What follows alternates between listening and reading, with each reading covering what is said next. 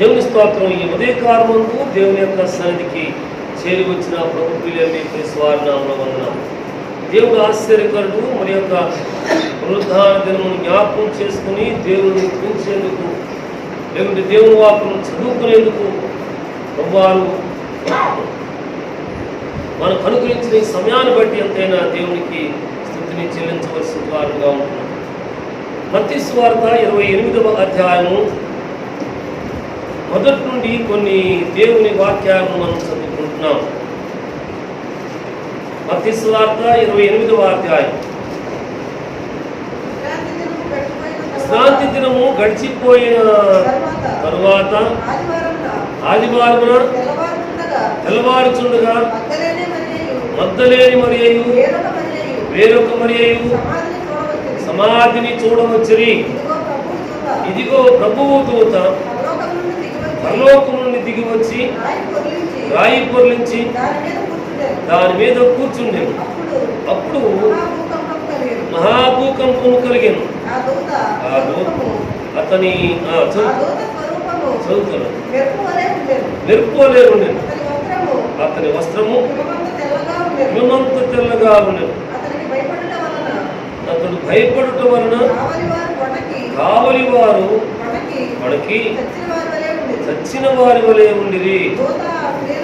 ఓ దేశయ్యను ఎదుర్కొని వచ్చిన దూత శ్రేణును చూసి మీరు భయపడకుడి, సిలువ వేయబడిన యేసు మీరు వెతుకుతున్నారని నాకు తెలియదు. ఆయన ఇక్కడ లేడు. తాను చెప్పినట్లే ఆయన లేచి ఉన్నాడు. దేవుని స్తోత్రాలు. ప్రభువునందు పిల్లారా, ప్రభువారు పునరుద్ధారణై లేచి తన శిష్యులను ఎదుర్కొన్నటువంటి శ్రేష్ఠ భాగాన్ని మనం చదువుకునేందుకు దేవుడు మనకు సహాయం చేస్తూ ఉన్నారు. దేవుని వాక్యంలో మనం చదువుకున్నప్పుడు ప్రభువారు మృత్యుంజయుడే, ఆయన మృతుడు కానే కాదు. ఇప్పటికీ కూడా అనేక మంది ప్రభువునందు పిల్లారా, దేవుడు యేసు దేవుడు కాదు అని చెప్పేటువంటి వారు కొంతమంది ఉంటే, ఆయన మరణించి సమాధి చేయబడినటువంటి ఆ సమాధి లేక ఉంచబడిన సమాధి ఖాళీగా ఉంది అని సెలవిచ్చేటువంటి వారు మరికొంతమంది. నేను హైందవుడిని, పక్క హైందవుడిని అని చెప్పుకుంటూ చెప్పేటువంటి వాళ్ళు కూడా, ఓ యేసు దేవుని కుమారుడు కాదు, నిజముగా దేవుడు ఆయన. ఎందుకంటే ఒక శ్రేష్టమైన వాక్యము నన్ను పట్టుకుంది అని చెప్పిన వారు నేను విన్నాను. తనను తాను తగ్గించుకున్నవాడు హెచ్చింపబడతాడు, హెచ్చించుకున్నవాడు తగ్గించబడతాడని యేసు వారు సెలవిచ్చిన వాక్యాలు అనేక మంది జీవితంలో నేను చూశాను అని చెప్పినటువంటి సాక్ష్యాలు నేను విన్నాను. మరికొంతమంది అనేకులతో పాటు యెరూషలేము తీర్థయాత్రకు వెళ్ళి ఖాళీగా ఉన్న సమాధిని, అక్కడ పరిస్థితులను, వారిని తీసుకుని వెళ్ళినటువంటి వారు గౌరవించిన సత్యాలను విని నిజముగా ఈయన దేవుడే విశ్వసించిన వారిని మరికొన్ని సాక్ష్యాలు వినేందుకు దేవుడే చూపించాడు. అందుకే ఇక్కడ దేవుని వాక్యం మనం చూసినట్లయితే ప్రభువునందుకులారా, ఈయన లేచిన వాడుగా, మరణమును ఓడించిన వాడుగా ఉన్నట్లు దేవుని వాక్యం మనం చూస్తున్నాం. అందుకే గడిచిన రాత్రి మేము ఆరాధనలో చేరినప్పుడు, మా తండ్రి నీ పునరుద్ధాన శక్తి ప్రతి ఒక్కరి మీద ఉంచమని మేము ప్రార్థన చేస్తున్నాం. అవసరతులు ఉన్నారా, ఇరుకులు ఉన్నారా, విద్యలో ఉన్నారా, బలహీనులుగా ఉన్నారా, సంతతి లేకుండా ఉన్నారా, చిన్న చిన్న పనులు చేసుకుంటున్నారా, రుణగ్రస్త జీవితాలతో ఉంటున్నారా, నీ పునరుద్ధాన శక్తి ప్రతి ఒక్కరి మీద, గృహవాసులైన ప్రతి ఒక్కరి మీద ఉంచమని దేవుని మేము అడిగిన వారంగా ఉన్నాం. అడుగుట మన వంతు కార్యమును నెరవేర్చుట దేవుని చిత్తం. అడుగుడి మీకు ఇయ్యబడును, వెదకుడి మీకు దొరకును అని దేవుని వాక్యం తెలియజేస్తాం. దేవుని స్తోత్రాలు. ప్రభువునందుకులారా, అయితే మనం చేయవలసిన ఒక నియమం ఏమంటే, లేకుంటే ఆజ్ఞ ఏమంటే 7వ వచనం మనం చూస్తాం కదా. త్వరగా వెళ్ళి ఆయన మృతుల్లో నుండి లేచి ఉన్నాడని ఆయన శిష్యులకు తెలియచేయుడి. ఇదిగో ఆయన గలిలయలోనికి మీకు ముందుగా వెళుచున్నాడు, అక్కడ మీరు ఆయనను చూతురు. ఇదిగో మీతో చెప్పి అని ప్రభువునందుకులారా, తను వెంబడించినటువంటి అద్భుతాలు చూసినటువంటి ఆశ్చర్యకార్యాలు చూసినటువంటి ఆయన మీతో మేము ఉంటామని సెలవిచ్చినటువంటి ప్రభువారు నేర్పిన ప్రార్థన చేసినటువంటి శిష్యులకు కూడా వారు కూడా మెరుగుపడకపోవడమే ఈ మహోన్నతుడు మరణమును ఓడించిన వాడుగా ఉన్నట్టు దేవుని వాక్యం మనం చూస్తాం. అవును ప్రభుత్వ మనము ఓడించాడు, జీవాధిపతి జీవనం మనకు అనుగ్రహించడానికి ముక్తించాడు, తెలియచాడు.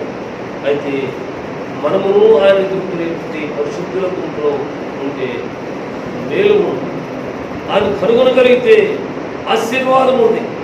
గమనందుకులారా, దేవుని యొక్క సన్నిధిలో దేవుని కృపను వెతకగలిగితే నిత్య జీవం మన కొరకు ఉంది ప్రభునందుకులారా. అందుకే దేవుని వాక్యంలో మత్తయి సువార్త 5వ అధ్యాయంలో ఒక శ్రేష్టమైన వాక్యము సెలవిస్తున్నారు కదా. ఆత్మ విషయమై దీనులైన వారు ధన్యులు. 5వ అధ్యాయము 3వ వచనం మనం చదువుకున్నట్లయితే, ఆత్మ విషయమై దీనులైన వారు ధన్యులు, పరలోక రాజ్యము వారిది.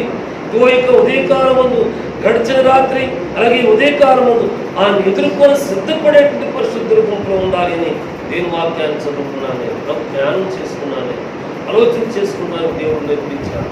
అయితే ఈ ప్రభువును ఎదుర్కొనేందుకు ప్రభునందుకులారా మొదటగా ఆత్మను దీనత్వం కావాలా, మన ప్రార్థనా జీవితంలో దీనత్వం కావాలా, మన నడవడికలో దీనత్వం కావాలా. ఏమోనయ్యా ప్రభు కృపేది, నాదేమీ లేదు అనుకునేటువంటి జీవితం కావాలా. నేను ప్రార్థన చేస్తున్నాను, నేను ప్రభువును కలిగి ఉన్నాను, నేను ప్రార్థన చేస్తే మా ఇంటి వారందరికీ మేలు జరుగుతుంది, నేను ప్రార్థనాపరుని కాబట్టి, ప్రార్థనాపరురాలు కాబట్టి అందరూ నా ప్రార్థన కోరుకుంటారు. నేను అనేటువంటి దాన్ని విడిచిపెట్టి ప్రభునందుకు దేవుని కృపలో తగ్గింపు జీవితం మనము అలవర్చుకుంటే, లేకుంటే తగ్గింపు జీవితాన్ని స్వతంత్రించుకుంటే ఆశీర్వాదం ఉంది. అందుకే మొదటి వాక్యం మనం చదువుకున్నాం, ఆత్మ విషయమై దీనులైన వారు ధన్యులు, అటువంటి వారిదే పరలోక రాజ్య ప్రాప్తి కావాలా, దేవుని రక్షణ బాధ్యత కావాలా, లేదంటే ఈ లోక కీడులో మనం ఉండకుండా తప్పించబడాలా, ప్రభునందుకుల వెలుపల మహా అగాధము అగ్నిగుండం ఉందట, అక్కడ పండ్లు కొరకటం ఉందట ప్రభునందుకులారా. అంత మాత్రమేనంటే కాదు, అక్కడ అగ్ని ఆరదు, పొరుగు సావదు. కాబట్టి ఈ యొక్క నరకము అగ్నిగుండము తప్పించుకోవాలి అనుకుంటున్నామా? మన జీవయాత్రలో ఆత్మ విషయంలో, మనకున్న ఆత్మా జీవిత విషయంలో, మనకున్న విశ్వాస జీవిత విషయంలో, మనకున్న ఆత్మ దైవవాక్య ధ్యాన విషయంలో దీనత్వమును కలిగి జీవించబద్దులుగా మనం ఉంటున్నాం. ప్రభునందుకులారా, నేను వార్తాపత్రికలో నేను విన్నాను, చూచాను ప్రభునందుకులారా. వాట్సాప్లో దైవభక్తులు మహానుభావుడు బిల్లి గ్రహం గారు మంచం మీద ఉండి కూడా తన జీవ గ్రంథాన్ని విడిచిపెట్టకుండా ఇప్పుడు రేపు ఒక 2 రోజులు చనిపోతానన్నప్పుడు కూడా జీవ గ్రంథాన్ని చదువుతూ ముఖ్యమైన విషయాలను ఆయన అండర్లైన్ చేసుకుంటూ దేవుని వాక్యాన్ని ధ్యానం చేసిన వాడు ఉన్నాడు. ఆ విషయం వాట్సాప్లో చదివినప్పుడు ఉదయాన్నే లేచి ఎక్కడికైనా వెళ్ళాలి అంటే హడావుడిగా పరిగెత్తి వెళ్ళిపోతాను కదా. ప్రభువారు ఏదైనా చెప్తే, ఏమండి మీ కొరకు ఏదైనా కలగనపడితే నేను ప్రార్థన చేస్తానండి, మీరు కారు కొనుక్కుంటున్నారా, బంగారం కొనుక్కుంటున్నారా, స్థలాలు కొనుక్కుంటున్నారా, లేకపోతే మీ అబ్బాయి బాగా పాస్ అయిపోతున్నారా, నేను ప్రార్థన చేస్తానని చెప్పుకుంటాను కదా. మీ జీవితం ఎత్తడదో అనుకున్నాను నేను. దేవుని పిల్లారా, మృత్యుంజయుడై తిరిగి లేచాడు. తన శిష్యులకు సెలవిచ్చిన రీతిగా, ప్రతి ఒక్కరికి సెలవిచ్చిన రీతిగా వారు మేల్కొంటకు ముందే మహోన్నతుడు మరణం ఓడించాడు.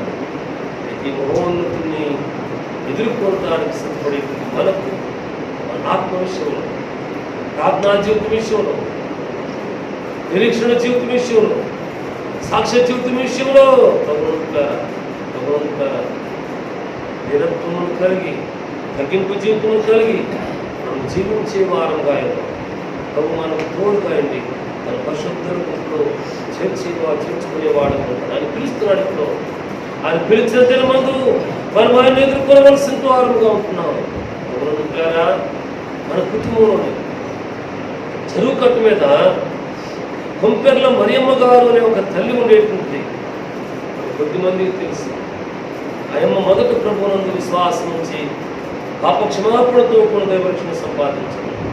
తాను దేవుని సన్నిధికి రాగలిగినంత కాలం నమ్మకముగా వచ్చింది. రాలేని దినాలు ఇంటి దగ్గర ఆగిపోయింది. ప్రభువారు చెప్పారట, అమ్మా మరియమ్మ, ఇక 5 రోజులకు నీవు నా దగ్గరకు చేస్తావు అని చెప్పారట. ఎంత గొప్ప మాట కాదు. ఆ తల్లి ప్రభునందు పిల్లరా ప్రతి వేకుజామున లేచి తనకు వచ్చిన పాటలు పాడుకుని వచ్చిన వాక్యాలు చెప్పుకుని ప్రతి ఒక్కరు కూడా ప్రార్థన చేసేది. ఇంటి చుట్టుప్రక్కల ఉన్న 5 వరకు క్రైస్తవులు అనబడే వారికి క్రిస్మస్ వేసే జన్మదిన ముందు దేవుని గుడికి వెళ్ళే వారికి అయ్యా ఇంకొక 5 రోజులకి దేవుడు నన్ను వచ్చేయమన్నాడు.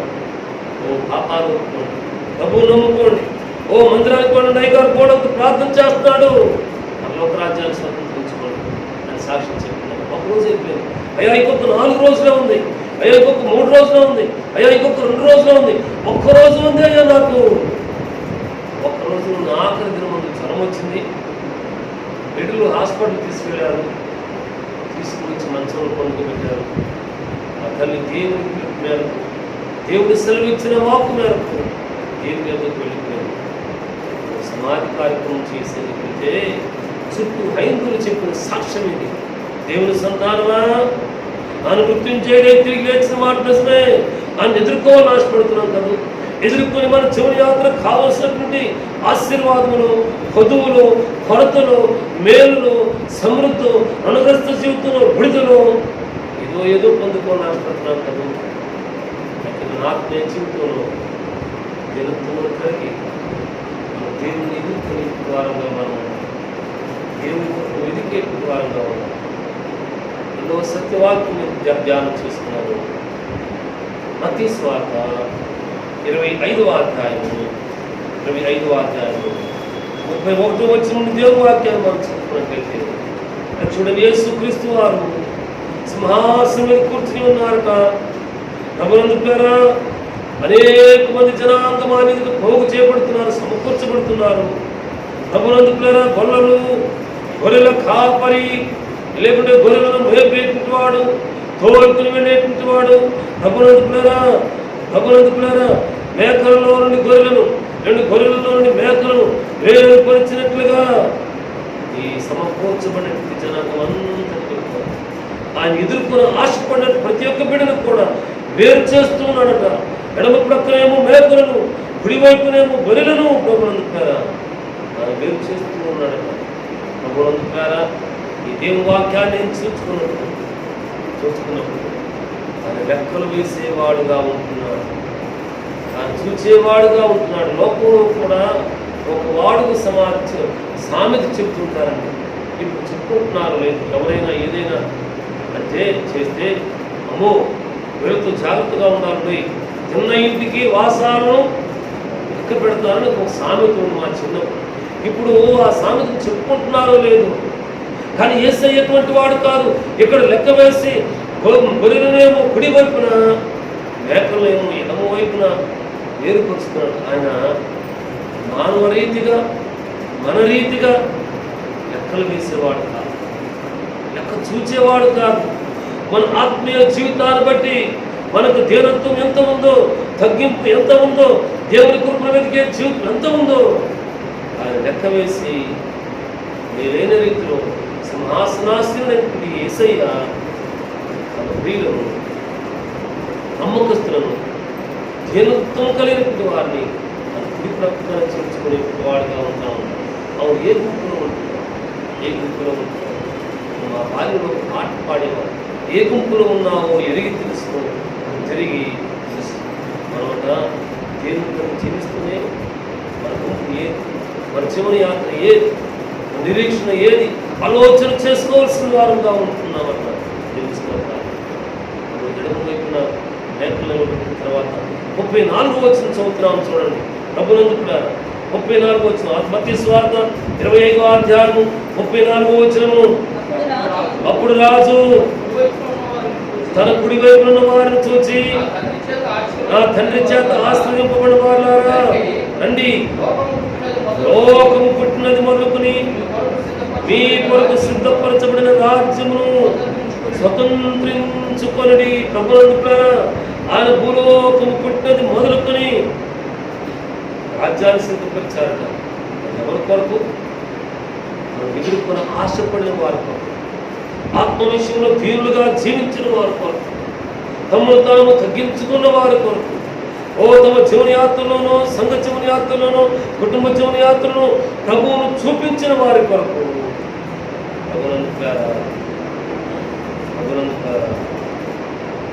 సిద్ధపరచబడిన రాజ్యం ఒప్పించాడట, లేకుంటే ఒక రాజ్యాన్ని సిద్ధపరిచాడట.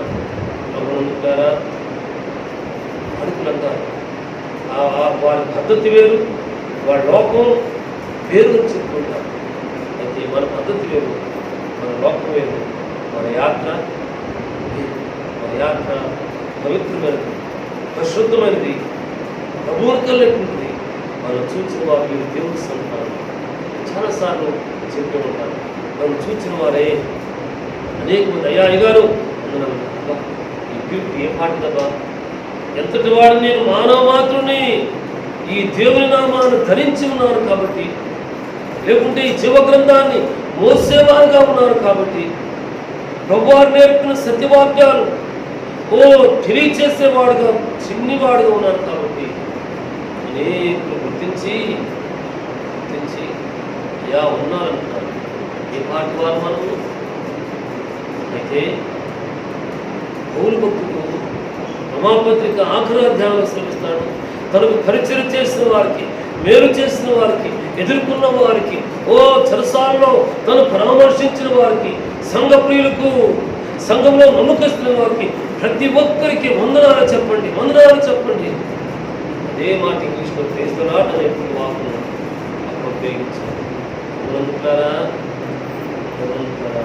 మన కుడి ప్రక్కన ఉంటే, పరిశుద్ధుల గుంపులో ఉంటే, ఆ రీతిగా ఆయన ఎదుర్కొన్న వారంగా అంటే ప్రభునందుకారా దేవుని వార్తలు మనం చూస్తాం.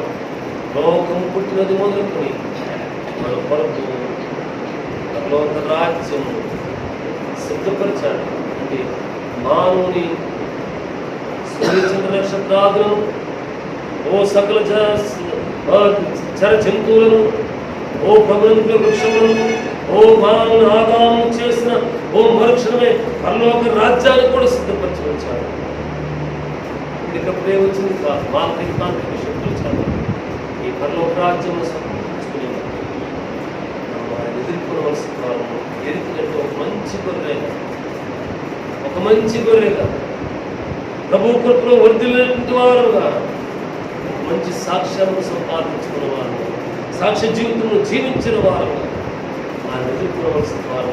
తర్వాత వచ్చిన భాగంలో అంటాడు కదా, నేను 35వ వచనం మనం చూసినట్లయితే, నేను ఆకలి కొంటిని, మీరు నాకు భోజనం పెట్టి, దప్పిక కొంటిని, నాకు దాహం ఇచ్చి, పరదేశిన ఇంటిని నన్ను చేర్చుకుంటుని, దిగంబరిన ఇంటిని నాకు బట్టలు ఇచ్చి, రోగినై ఉన్నా నేను చూడవచ్చు, చెరసాలలో ఉంటుంది నా ఎందుకు నన్ను నీతిమంతులు.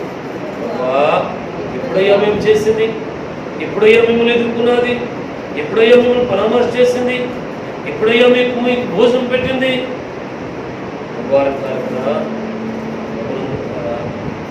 నా నామం పేద ఇక్కడికి మీరు చేశారు అంటే మాదిరికరమైన చేయాలి. అభినందుకులారా, ఆత్మ విషయంలో దీనత్వం మొదటి, రెండవది గొర్రెల గుంపు, మూడవ వాకు నేను జ్ఞాపకం చేసుకునే వాకు మాదిరికరమైన జీవితం, అధికార జీవితాన్ని జీవించిన జీవితాన్ని. మన కుటుంబంలోనే వెంకటరత్నం గారని ఒక తల్లి ఉండేది, చోడవాడు పరిపాటికి వెళ్ళేది. ఊళ్ళో ప్రతి ఒక్కరు చెప్పుకునేవాడు ఏమంటే, యేసు ప్రభుత్వాలంటే వెంకటరత్నం లేదా ఊళ్ళో మనిషి. కానీ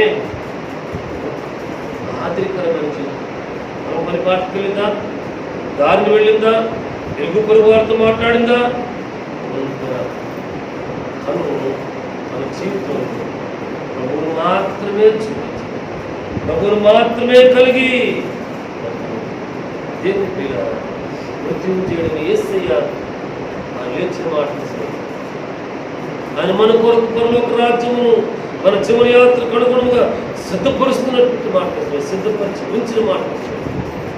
అయితే ఆయన ఎదుర్కొనేది, ఆయన పేరు పెట్టి పిలిచినప్పుడు, ఆయన రాకడ దిన ముందు ఆయన ఎదుర్కొనేందుకు ఈ దినం నేను ధ్యానం చేస్తున్నాను. మొదట మన ఆత్మ విషయంలో దినత్వాన్ని కలిగి రెండవది ఆయన కుడి ప్రక్కన చేర్చబడినటువంటి పరిశుద్ధుల గుంపు, గొర్రెల గుంపులో జీవించేవారు ఆయన లెక్క వేస్తున్నాడు.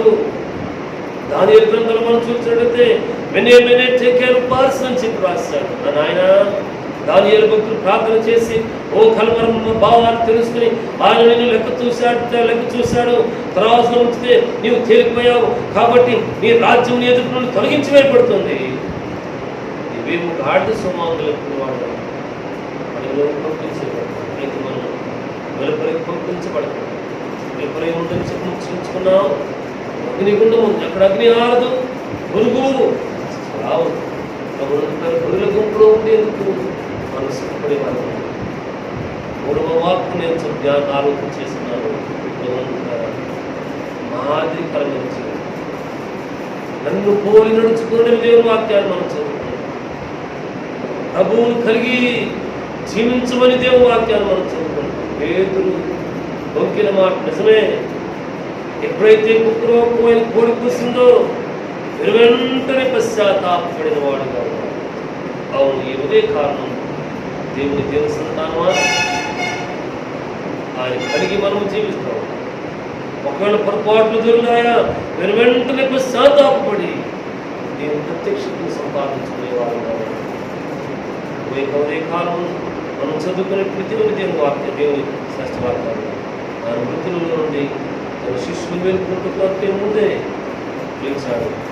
తన పిల్లలు ఎదుర్కొన్నాడు, వెళుతున్నాడు. కాబట్టి మనం ఆయన ఎదుర్కొనవలసిన కాలంలో ఆయన మనల్ని సమకూర్చబడుతున్నాడు. మన ఆత్మీయ జీవితంలో దినత్వానికి సమకూర్చబడి గుంపులో ఎడమవైపు కాకుండా గొర్రెల గుంపులో కుడి ప్రక్కన చేర్చబడేవారు. ఆర్థికమైన జీవితం జీవించేవారు. మన కొరకు సిద్ధపరచబడిన పరలోక రాజ్యాన్ని, నిత్య రాజ్యాన్ని స్వతంత్రించుకునేవారు. సాక్ష్య జీవితాన్ని భద్రం చేసుకుని దేవుడు మనం మన కుటుంబాలు ఉదయ కాలం ముందు రాలేదు అని పిల్లలు దేవుడు దర్శించి దీవించి భద్రలు చేస్తారు. ప్రార్థన చేసుకుంటున్నామండి. మహోన్నతమైన మా తండ్రి, పరిశుద్ధాత్మదేవుడా, నీ పరిశుద్ధ నామం కొరకు నీ స్తోత్రాలు. నీ కొరకులో మమ్మల్ని మీరు జ్ఞాపకం చేసుకుని భద్రపరిచి బలపరుస్తున్న విధానం కొరకు నీ స్తోత్రాలు. మృత్యుంజయులై తిరిగి లేచిన మాట నిజము. మిమ్మల్ని ఎదుర్కొని ఆశపడేటువంటి మేము పరలోక రాజ్య వారసత్వం సంపాదించుకుని ఆశపడేటువంటి మేము ఆయన ఆత్మీయ జీవిత విషయంలో దినత్వాన్ని కలిగించవలసిన చేవా మీరు మమ్మల్ని సమకూరుస్తూ ఉండగా, లెక్కిస్తూ ఉండగా కుడి ప్రక్కన ఉన్నటువంటి గొర్రెల గుంపులో చేర్చబడటానికి మా జీవన యాత్ర మర్చుకునే వారుగా మాకు సహాయం చేయాలండి. అంత మాత్రమే కాకుండా మాదిరికరమైన జీవితాన్ని మేము జీవించడానికి మాకు మీరు సహాయం చేసేవారు. ఈరోజు ఈ పునరుద్ధాన ఆరాధన చేరువచ్చిన వీళ్ళందరి మీద మీ దయను, మీ కనికరాన్ని, నీ కృపను, నీ దీవెనను, నీ స్వస్థతను చదువుకునే బిడ్డలైతే నాయన వారికి నీ జ్ఞాన వివేకాలను ఇప్పించి మహిమ పొందమని వేడు బలపరచమని వాక్యాలు మా కొరకు దీవెనకరంగా మార్చడానికి స్థితి చేస్తాం. యేసు నామములో ప్రార్థిస్తున్నాం మా తండ్రి. ఆమేన్. ఆమేన్.